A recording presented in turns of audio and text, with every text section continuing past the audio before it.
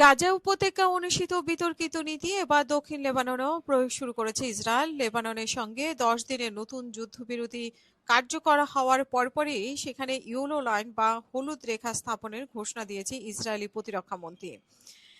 Israeli সামরিক বাহিনীর দাবি অনুযায়ী দক্ষিণ লেবাননে এই সীমান্ত নির্ধারণের উদ্দেশ্য হল তাদের ভাষায় সন্ত্রাসীদের অনুপ্রবেশ ঠেকানো।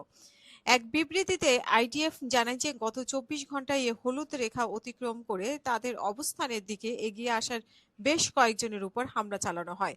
উল্লেখ্য, গাজায় এই ইয়েলো লাইনের মাধ্যমে অঞ্চলটিকে পৃথক জোনে ভাগ করে ফিলিস্তিনিদের চলাচলের কঠোর বিধিনিষেধ আরোপ করে রেখেছে ইসরায়েল। বিশ্লেষকরা একে দক্ষিণ লেবাননের গাজাকরণ হিসেবে দেখেছেন। আল জাজিরার প্রতিবেদন অনুযায়ী ইসরায়েলি প্রতিরক্ষা মন্ত্রী ইসরায়েলের সীমান্ত সংলগ্ন লেবাননের গ্রামগুলো গুড়িয়ে দেওয়ার নির্দেশ দিয়েছে, যা অনেকটা গাজায় বেইত হেনুন বা রাফাত মডেলের মতো। ইসরায়েলের দাবি, হিজবুল্লাহর অবকাঠামো ধ্বংস করতে এই পদক্ষেপ জরুরি। তবে যুদ্ধবিরতি চললেও শনিবার বেইত লিফ ও কান্তারার মতো এলাকায় ইসরায়েলি গোলন্দাজ বাহিনী হামলা অব্যাহত রয়েছে। এদিকে হিজবুল্লাহর সাধারণ সম্পাদক নাইম কাসেম টেলিভিশনের এক ভাষণে হুঁশিয়ারি দিয়ে বলেছেন যে যুদ্ধবিরতি কেবল একতরফা হতে পারে না।